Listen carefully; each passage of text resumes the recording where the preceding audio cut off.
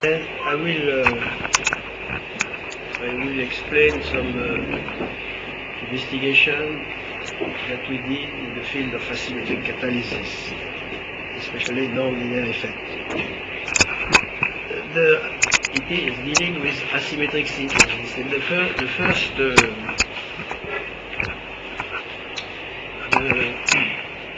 at the beginning, and this is a short introduction. At the beginning, there was no clear distinction between resolution and asymmetric synthesis. The goal was just to create optically active compound from inactive materials. I quote here two sentences of Pasteur and Nobel in French, which show that in fact they had some idea what is needed to create molecules. Especially, what Pasteur say, to use substances which are themselves dissymmetric.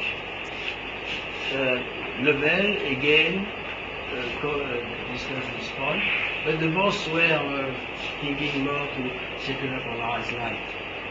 Van Toff also and Curie point out that circular polarized light is a Kagan phenomena, but magnetic field not. To do an asymmetric synthesis, it is necessary then to use a chiral auxiliary. During the process of creation of a new chiral unit, very often it is an asymmetric center. The chiral auxiliary has to be linked to the substrate, a chiral, or to the reagent, or part of the catalyst. Then just to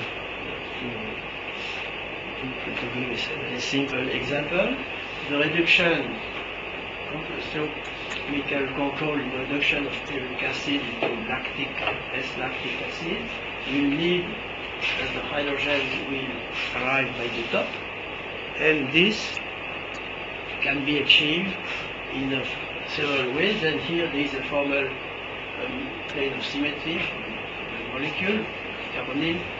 Then to break this, it is possible to use chiral alcohol, which will be connected to the substrate, and then the reaction will go, and the alcohol will be removed. It is also possible to use a chiral reagent, hydride, to use this. There are several ways to do that. And also, in that case, we can think to a chiral complex which will control asymmetric halogenation. For example, this is a family of complex, ruthenium binar, which was developed by Noyori in Japan. Then in all this process, it's needed a chiral auxiliary. Then what happened is the chiral auxiliary, which is at the beginning of the early stage of asymmetric synthesis, was coming from the chiral pool, from natural product, like mannitol. Then what happened if the chiral auxiliary is not enantiomerically pure? Then we will just consider the case of a catalyst. Then let's assume our catalyst could be a reagent also. It will give a product in this asymmetric reaction of, for example, product our configuration, major, and the enantiomer, the success of the quality of this product will be expressed by its enantiomeric excess. We call maximum. It is usual definition of enantiomeric excess. If we use the enantiopure mirror image catalyst of the reagent, then everything is the same, but the product, the initial product, has the reverse configuration. The maximum PE is exactly the same for the other enantiomers. Then now what happens if we have a catalyst or a reagent, chiral auxiliary, which is not enantiomerically pure? Then we have a mixture of species, and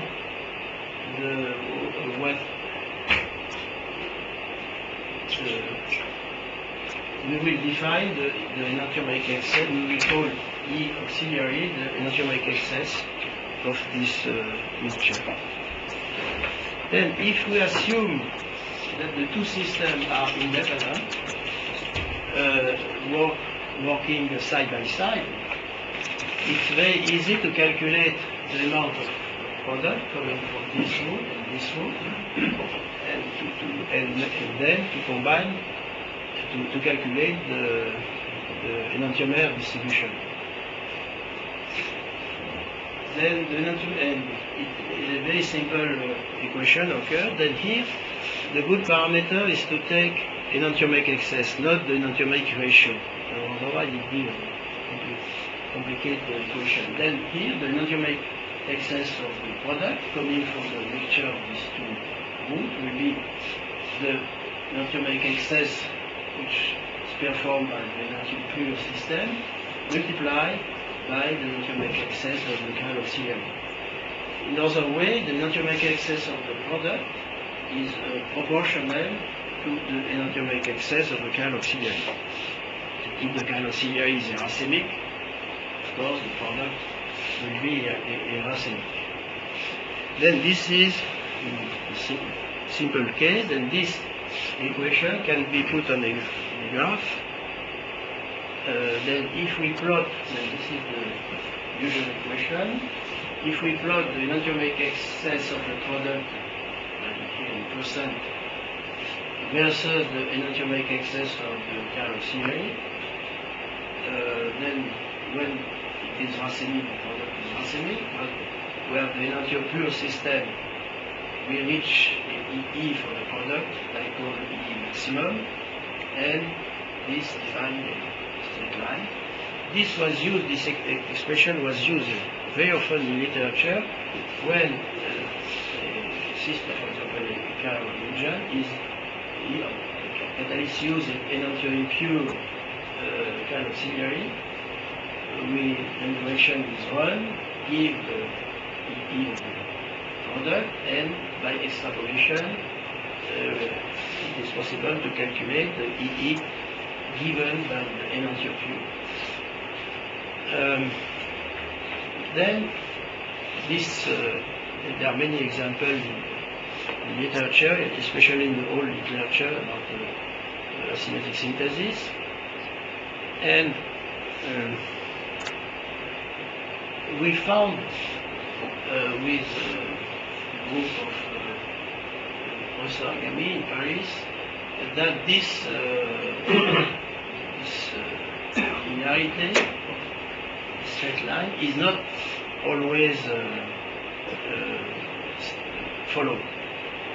Then we call this, when there is, for example, this asymmetric synthesis, this mass, then this, we call this linear correlation. Here we have experimental, if we have experimental points which are above the line, we call this positive non-linear effect, correlation plus MD, or it was proposed by Oguni in Japan to call this asymmetric amplification.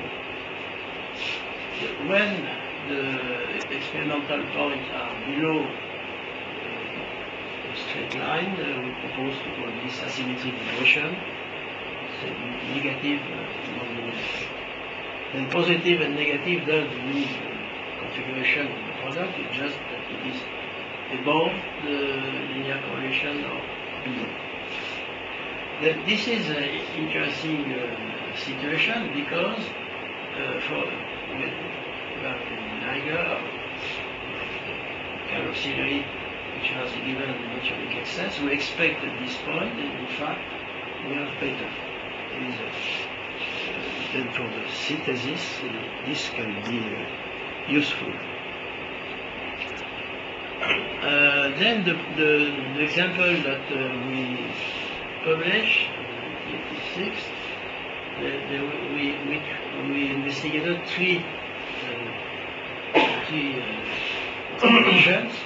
Then one was the asymmetric epoxidation of allylic alcohol, this geraniol here, by a system which was developed by Sharpless 2 years ago.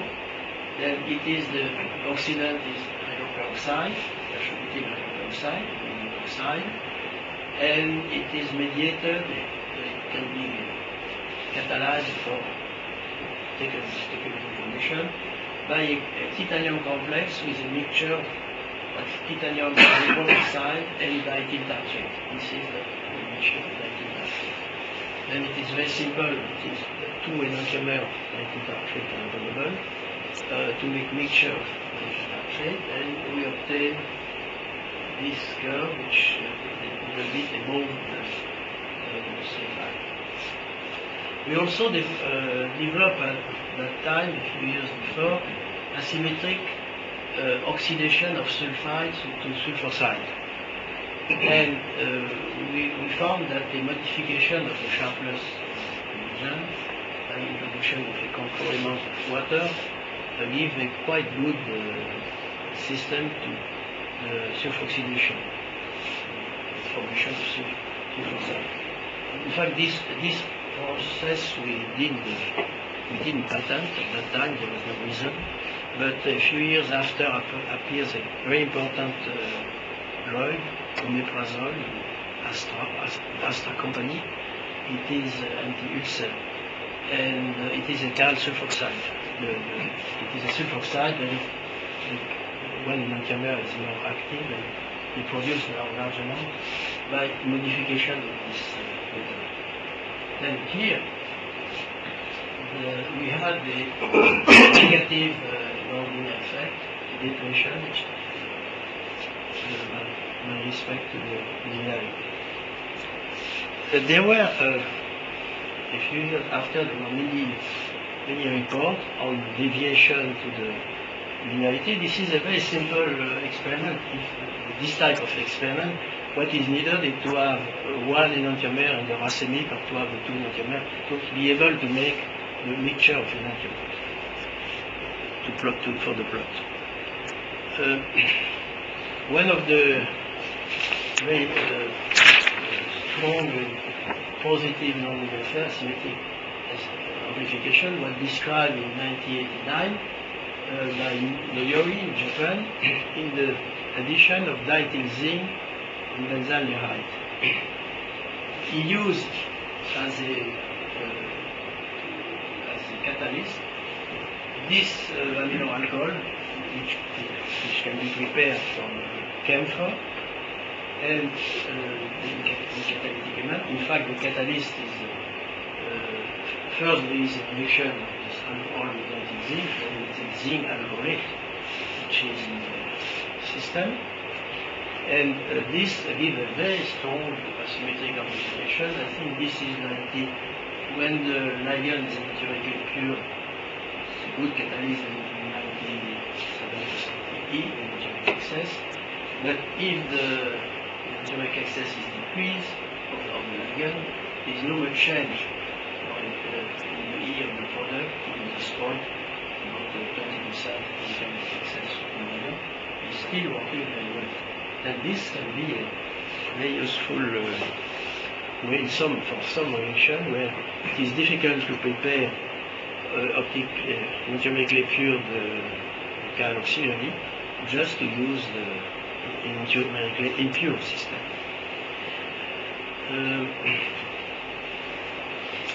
Then, even in our first paper and after, in 1994, we discussed this situation of nonlinear effect with some model. And this model was an attempt not to enter in the detailed mechanism of the reaction, just to have some idea what is needed to have asymmetric amplification or asymmetric depletion of linearity, to have some understanding, general understanding of this type of system. Then here it is the full paper with a lot of detail, and the graduate student who was most involved in this calculation was Denis Guillaneux. He came from École Polytechnique, and they have very strong training in mathematics. Then we developed since we are in organometallic catalysis, we develop a system, a simplified system, and here the system is a two-ligand. Then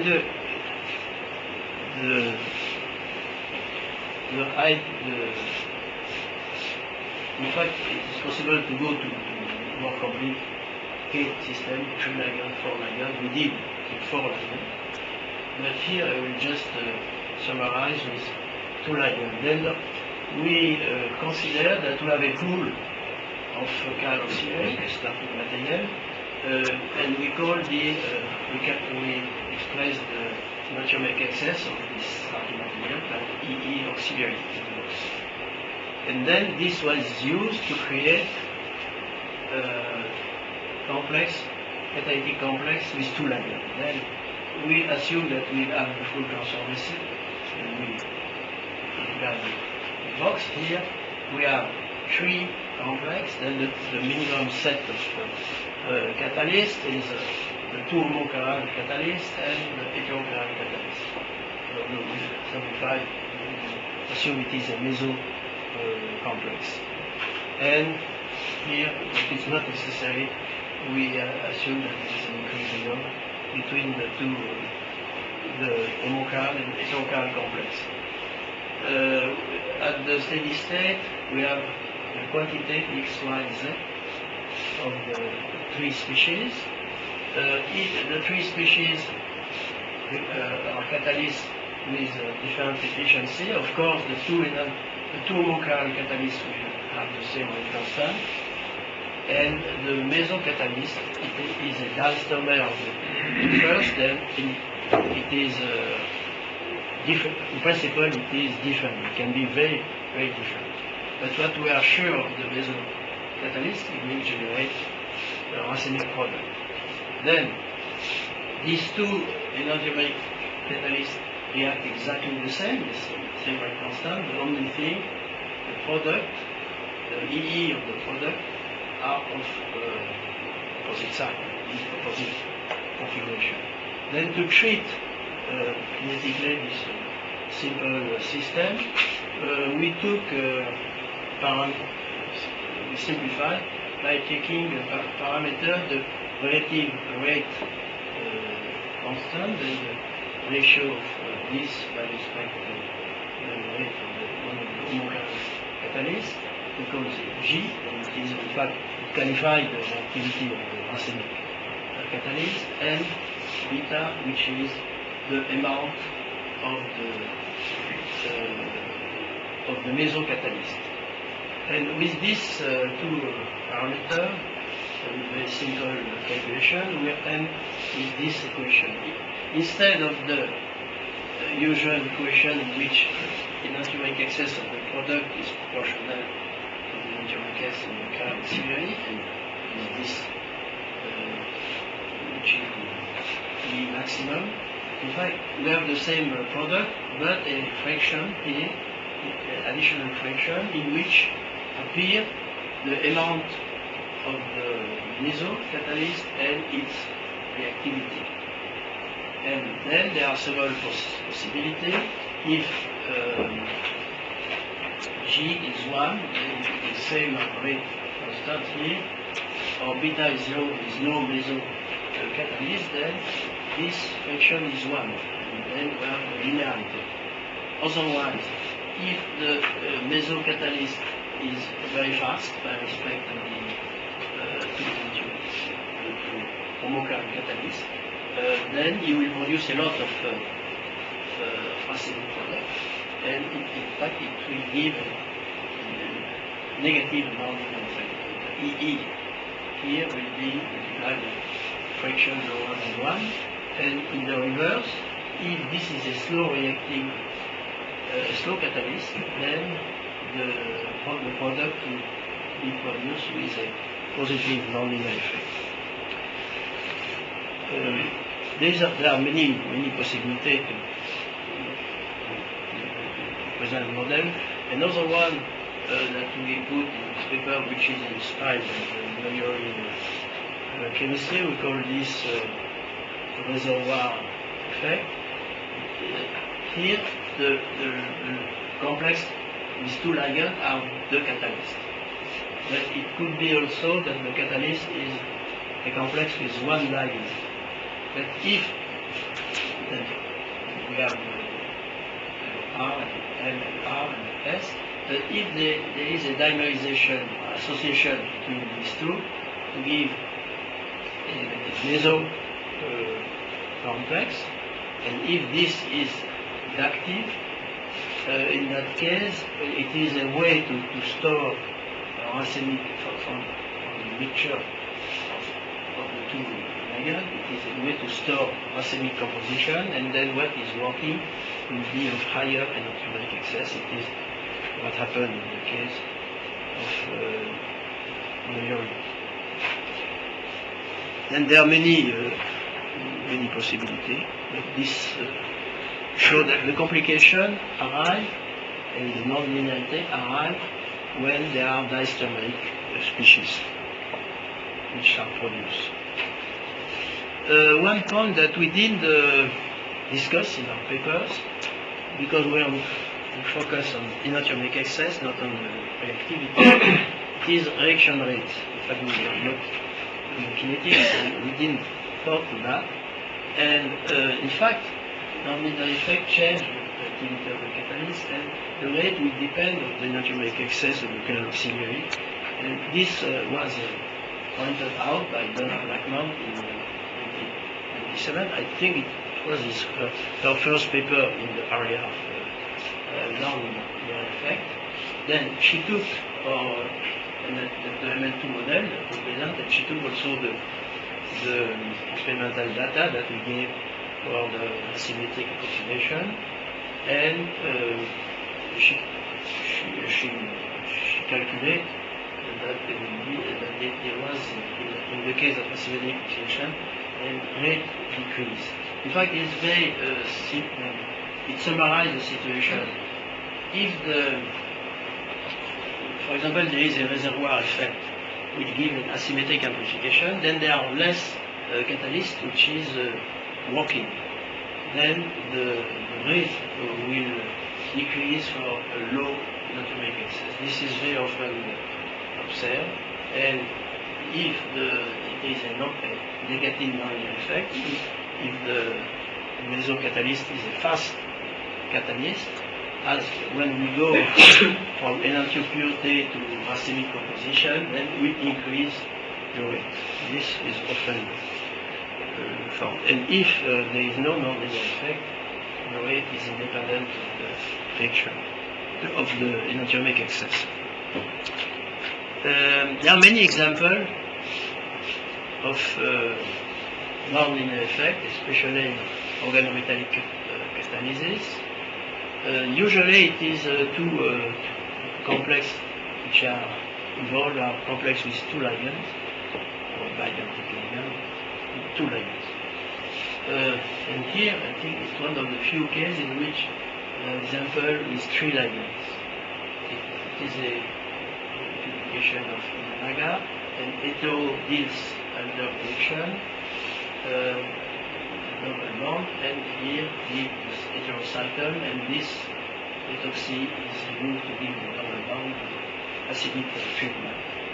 And the catalyst is a ytterbium salt deriving from the steel ligand, and this is the result. It gives a very good, strong asymmetric amplification. The maximum EE is not around 90%, but then you see it is 90% long time, and then it got about 10% EE of the catalyst. And the other, maybe there is one additional example, but it's very unusual to find this system.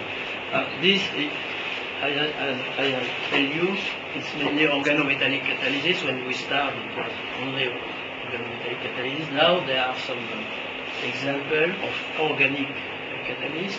In fact, in our first paper, we used proline to induce an aldol, intramolecular aldol reaction with a small negative nonlinear effect. This was discussed a lot in literature, and in fact, it is difficult to reproduce. It's very close to linearity. Sometimes it's negative, but in some cases with proline, there is a very strong symmetric amplification.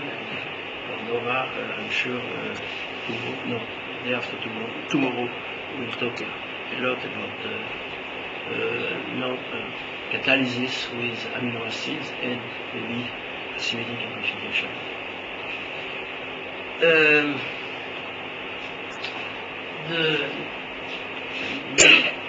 nonlinear effect, the positive nonlinear effect, can be involved in asymmetric autocatalysis. Then, as you know, it was already shown here. Then there are several models, classical model, Calvin model, and Frank model, in which there is inhibition.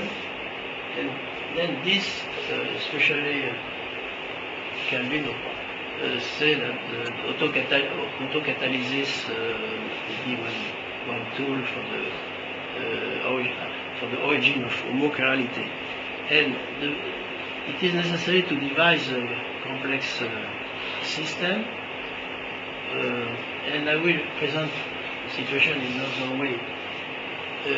If there is a product R, its formation is reactant is catalyzed by himself. It is autocatalysis.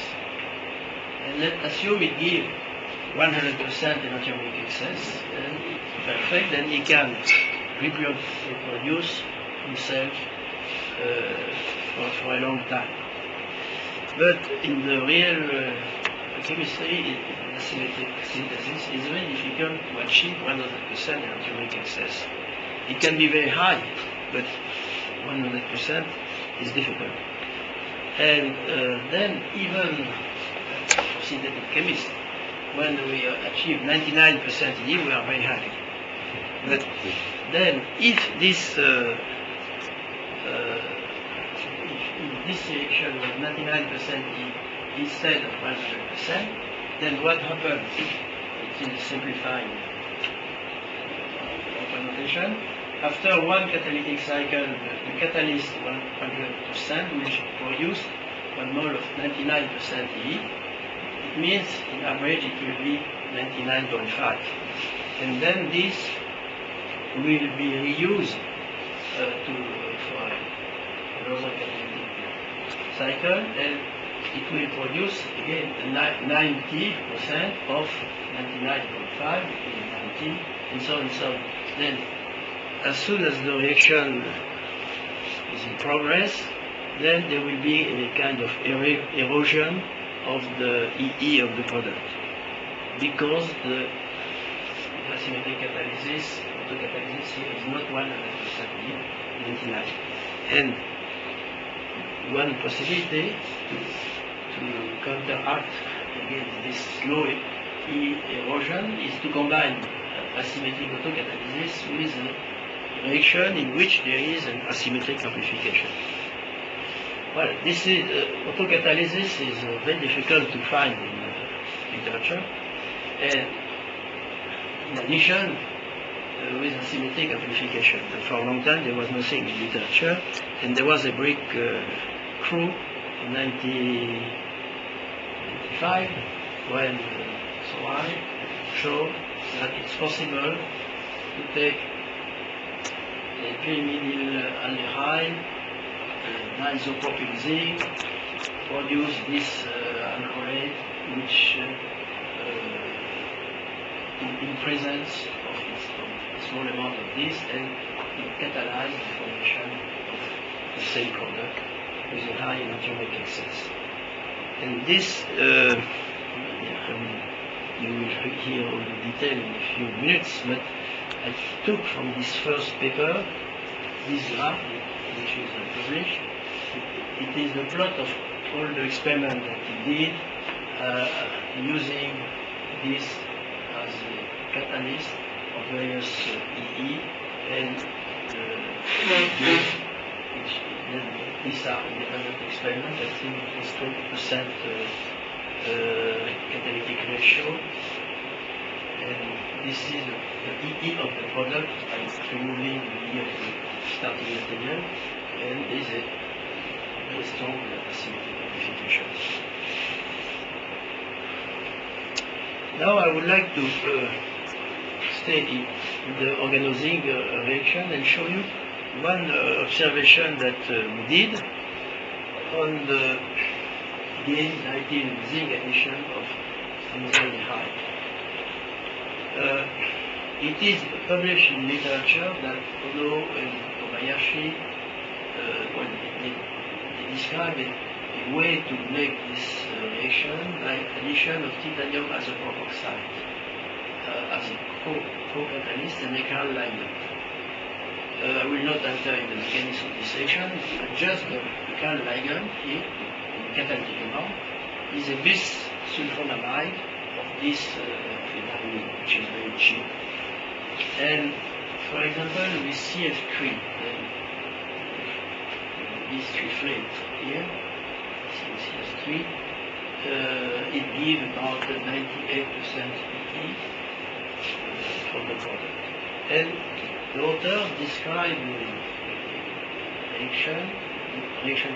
experimental reaction, take the ligand and isopropoxide at 40 degrees wait for half an hour. Then they cool to minus 17 degrees, add zinc and aldehyde in reaction. In Walsh, in this later, change the experimental condition. We put first 19 zinc in the ligand through the culture, and then add titanium, co-catalyst, and then the reaction. And he found that there is no linear effect of that. Then, by workers we investigated this reaction, and we look at we compare the two procedures, and we found that in the Ono Kobayashi condition with titanium first and zinc later, we have a quite strong asymmetric amplification. We were surprised. We reproduced the Walsh chemistry, it gives straight line. Then a minor difference in the experimental condition change completely from the point of view of non-linear effect.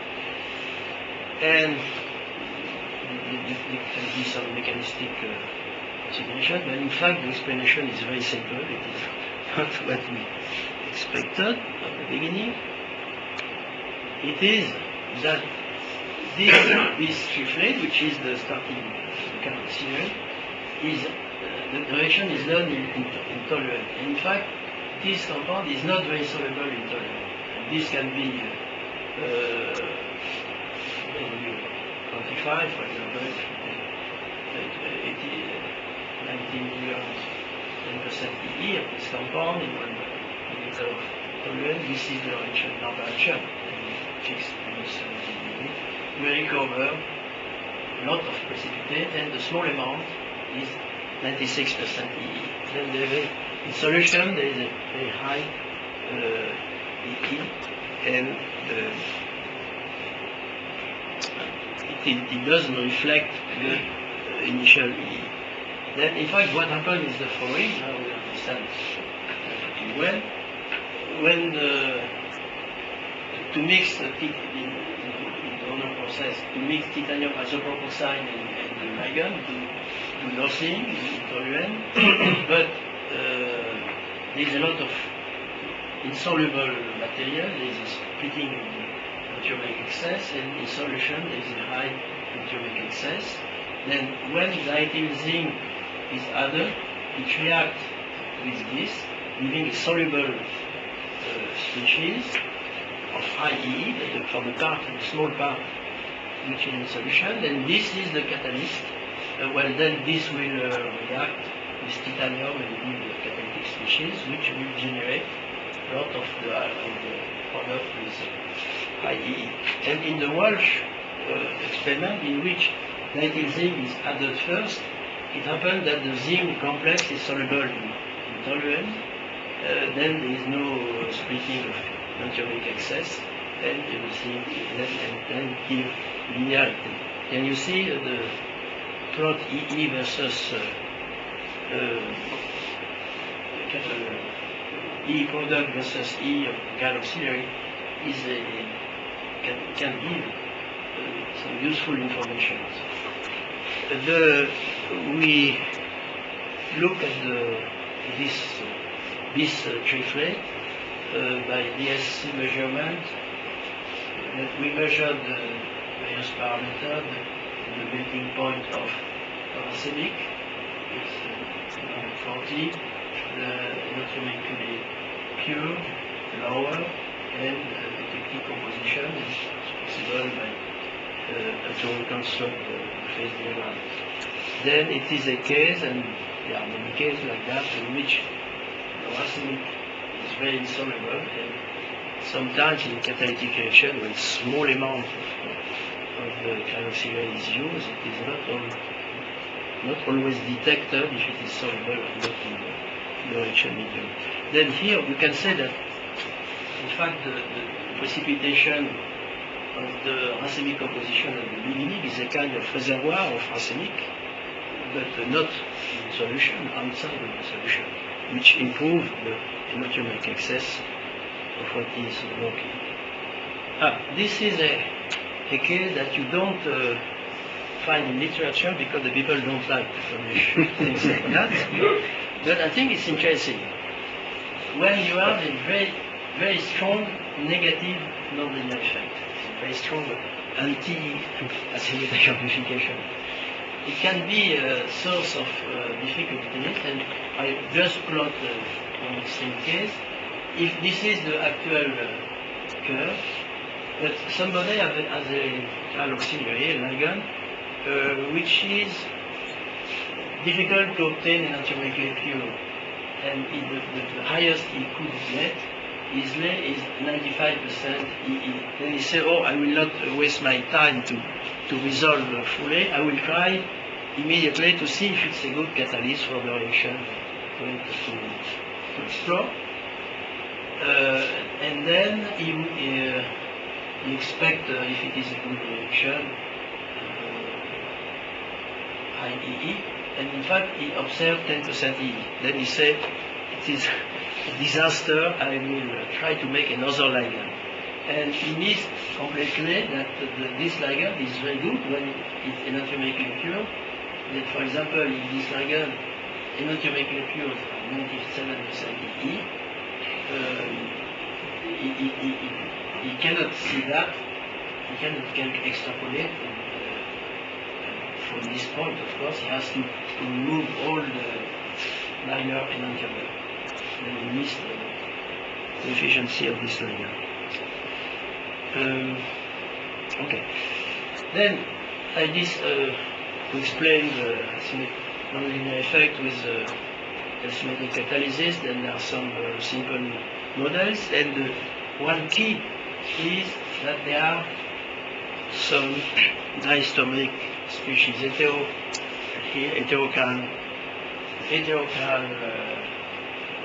complex, which will store some racemic mixture and improve the enantiomic excess of what is working in the catalysis. Then the question is it absolutely necessary to have, for asymmetric amplification, to have heterochal species? Then I would say yes at first time, but in fact it's more complex. We need to study. Everybody has this model, then I will show you a small model. In absence of diastomic excess, does it mean absence of nonlinear effect? Then we look at this simple model, homochiral diagonalization. Then we assume that we have a mixture of R and S, and that which diagonalizes, and that the cross reaction doesn't occur for various reasons. state reason, I don't care. Then no, my hypothesis is no heterocurrent dimers. It's a very special situation, but does it mean that we will have no acidic amplification? Then we can assume that the calculation was done the following. We assume only monomer at the beginning, then we have a concentration, a given concentration, and a given natriumic excess for this picture. There is an equilibrium constant between monomer and dimer, which is the same, of course. And we leave the system to go to equilibrium. Then what about the E of the monomer and the dimer? And in fact, it's very easy to treat. Then we took an arbitrary initial concentration. We also took various initial enantiomic excess for the monomer, and we look. And then it gives the following graph. The EE of the dimer depends on the value of K here, and if the value of K is small, then we have here an asymmetric amplification, and if it is high, it's almost linear. For the monomer, then it is the reverse. We have an asymmetric equation for high value and almost linear for the monomer. Then this model we calculate also for trimerization and tetramerization. I think yes, tetramerization here we just extend the equilibrium of tetramerization are tetramer, the S tetramer, fixed initial condition, and for the dimer it's tetramer. For the tetramer, then for can depends on the value of K, but clearly we have a strong deviation on linearity. Then this can be coupled, and the asymmetric amplification in the dimer. If this has a catalytic activity, then it can be useful. The bad point here is that if we calculate how much dimer, how much monomer in this equilibrium, the dimer is a small amount to have this asymmetric amplification. And nevertheless, it's possible. I would like now to discuss another case, very strange, which is the following. Let's assume that we have a catalyst which gives not a good catalyst. It gives an enantiomic excess of 50% for the product. Then here this curve is the usual curve of asymmetric amplification. This is the linearity, and I mean right the curve of negative volume effect. But is it possible to have things like that? That decreasing the enantiomic excess on the curve similarly we will increase to some point the enantiomic excess of the product. It is very strange. Of course, this phenomena cannot be observed if we have a very good asymmetric catalyst, which gives a high enantiomic excess, and we don't see it go. But maybe this can happen for poor catalyst. And in fact, then we discuss this situation and we predict this effect. I advertised a little bit in the lecture, but till now, nobody found, my knowledge, nobody found. We try to find such example, but we failed. Then for our analysis, it will be very difficult to find this with ML2 system, two ligand system. But with a three ligand system or more, you can define situations in which this appears. And here, it's very simple with three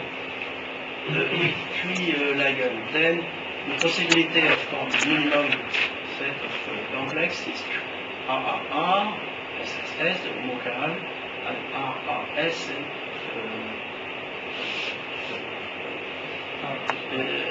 SSR. And then homochiral and heterochiral. Then if we took some specific condition that the homochiral here give product of 50% yield, not very good, and the heterochiral give the product very good, of very high enantiomic excess, then we can, using the elementary model, assuming a statistical distribution of Langen in the complex, then according to the relative reactivity of the heterochiral versus homochiral, we have this, we can find cases in which we have this situation. Then the highest it is when G is 100, it means that the heterochiral is very reactive. Then, at the when we have the enantiopure, there is no way to have the heterochiral because everything is of R configuration. But as soon as we decrease a little bit the enantiomic excess, then we can build, obtain the heterochiral, which is very good and very fast, and then we will see the product jump, the EE of the product jumping. And this is what we believe. It's a very specific situation, but it shows that something which is very strange is in principle possible to increase the efficiency from the point of view of enantioselectivity of a catalyst by decreasing its enantiomic excess. And in this paper, 1994, I made a footnote for this calculation. I say that, well, I saw that in the literature, and clear that an analogy can be found in biological activity of insect pheromone and maybe in other biological activity, but sometimes the optimum activity is correlate to enantiomic excess which is lower than 100%. It is not always 100% E, which is the best. There are some examples, and here, 10 years later, there was a Nobel Prize in Physiology in medicine, which was given to Simon Black for the mechanism of the olfactory system and pheromone also, and it was discovered it is a kind of combinatorial code, and then it explained very well that it is not necessarily the homochiral enantiomically pure pheromone which has the best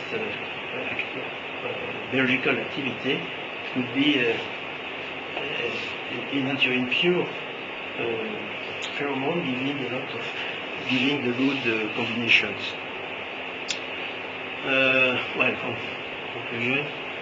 Then many organometallic and now more and more organocatalytic reaction display nonlinear effect. Then for the synthetic chemist, nonlinear effect can perturb, it is important to know, can perturb the correction of the enantiomic excess of the product. If we perform only one experiment with the enantiomic local auxiliary, difficult to extrapolate what will be the result with the enantiopure catalyst. It's interesting also to notice that the reaction rate depends when there is nonlinear effect, depends on the EE of the catalyst. The asymmetric amplification is a bonus, but it is a price to pay. It is the reactivity decrease. This asymmetric amplification can have some application in the industry. Some pharma companies which are interested by this, and using this. Then, at the moment, the nonlinear effects are used in literature for mechanistic studies. Then, if there is a nonlinear effect, it gives some information of thinking about the system, but it's necessary to do more deeply. But if there is no nonlinear effect, it can be an indication of no aggregation, but not necessarily, because there are special cases of aggregation in which it is linear. Then there are many possibilities to generate nonlinear effect, auto-induction or partial solubility of some species. And that one discussed in the case of amino acids. And the concept of nonlinear effect in autoselective catalysis, nonlinear effect, it means it doesn't behave exactly how it could be predicted from the simple law. And this concept can also apply to kinetic resolution when there is a chiral reagent for kinetic resolution. If it is a special, if it has some special feature for asymmetric catalysis, it will also have this for kinetic resolution, and also for chiral reagent. For chiral reagent, it's more difficult to discuss, but the principles are more or less the same. We can have a higher EE than expected than nonlinear correlation.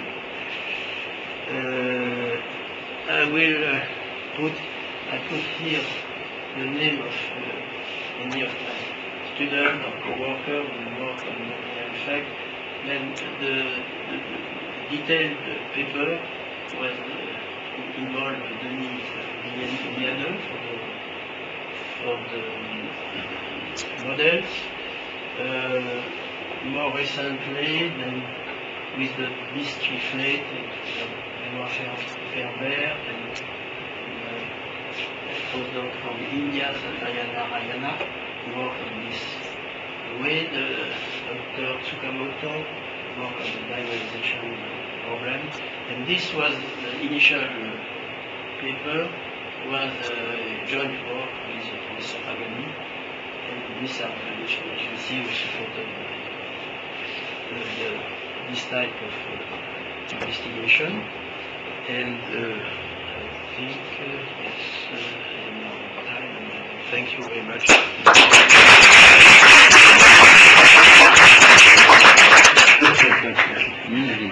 Thank you. The chance to find that side by side in nature is very low. You find it? But if you go in my house, you will find these two. It's boss. I took the picture. Ah, thank you. Thank you.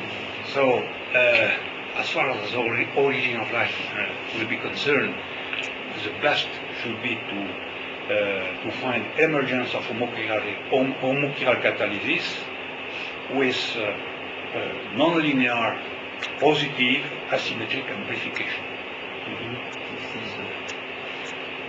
So, some question? You provide a lot of equations, but what about the structure of transition states between the various clusters and the product? Be positive, or negative, or symmetric? Well, ourselves, we didn't go further very strongly. For the asymmetric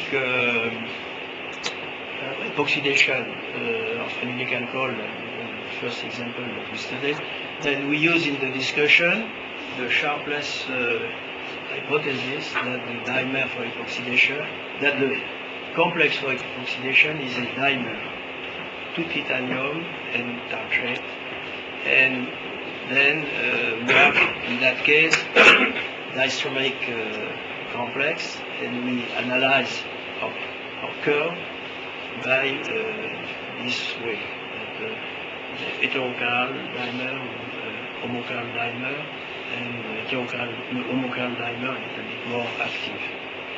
But we didn't make structural investigation. I think it is the Noyori paper in which there is more mechanistic studies, and it is this zinc alkoxide in this case gives a dimer which is quite the heterodimer in solution, not a precipitate, which is very stable. The question is whether larger clusters can be also formed. I remember in lecture in Venice, Donna Blackman actually presented some kinetic studies and this Y reaction, and this again using zincs and other. Then she claimed that there might be larger clusters. At least in her case, there was at least a primer which might have been formed. So the question in these systems, maybe you have architectures which are clustered, which are larger than the primers, and then. Well, we did enter in the mechanistic study at this level. We just wanted to see the general principles, but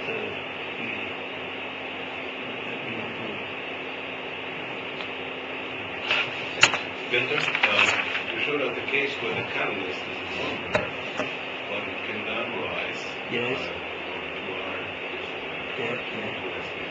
My gut feeling is that the equation is time the economic product depending on the catalyst shows us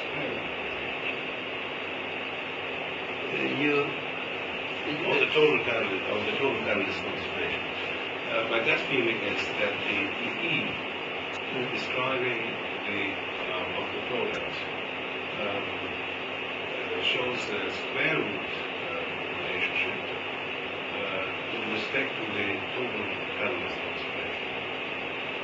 I mean, it's very similar to if you have, for example, benzoic acid. It dimerizes totally. Yes. And so the acid catalysis scales with the square root of the total concentration. That just depends on which one is dominant, right? It's linear in the dominant material, and then if the dominant material is a monomer, it's a square, and if the dominant material is a dimer, it's square root. No, if the dominant material is a monomer, then it should be square root.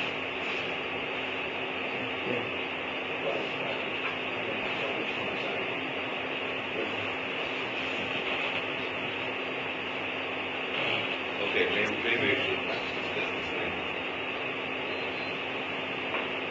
Other questions? Many organic chemists, including myself, have been influenced by your 1986 paper. May I ask that, how did you find that? I worked at that time on acidic engineering, and I use diphosphine,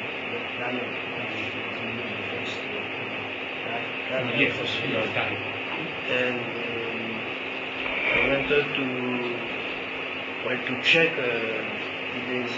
In principle, there is one ligand for one odium, but to check its solution if it is true or not, then we use diop of 50% EE, and we look at the EE product, and it was exactly 50% of the maximum EE. Then we conclude that it is this combination. And then we wanted to extend to monophosphine, but we had not at that time current monophosphine again. Then we stopped and we published anything. But I was in contact with Oro, College of France, and he described a few years before an interesting case. He took the specific rotation and of methyl ethyl succinic acid, one single center, and he found that he could have the two enantiomer and he could prepare by weight various EE, and he looked at the specific rotation in solvent, and according to the solvent it was linear or it was non-linear. Then in chloroform it was very non-linear, negative, and in the methanol. Then he discussed this in terms of aggregation, that succinic acid in chloroform aggregate, give nice to make aggregate, and then you do optical properties. And in methanol it was solvated, each molecule was solvated. Then I had this in mind also, of non-linear effect, but not in catalysis. And then I discussed with with Professor Agami at that in 1985, and at that time he had a mechanism for the aldol proline catalyzed intramolecular aldol formation of with Professor Cordova, and he suspects that there were two proline molecules in this mechanism. Then I suggest him to take proline of 50% lower, and he did that for small negative effect. Then it is this way that it was a little bit a mechanistic consideration. Last question, Axel? The hyperasymmetric amplification was quite amazing, and I was surprised that all the curves went through one point. But these curves were from a model, right? Yes. And they were not. So the fact that they went through one point is therefore just an artifact of particular assumption within that model, but yes, are not generally to expect. Yeah. You have many parameters that you can adjust in this model, and I didn't say also that you can have then the usual normal effect. By the model, you can find multi-shaped curves, and experimentally this was found in some cases. Not a plain curve, but, or which can give oscillation. There are full of possibility because of the equilibrium between complex. Thank you.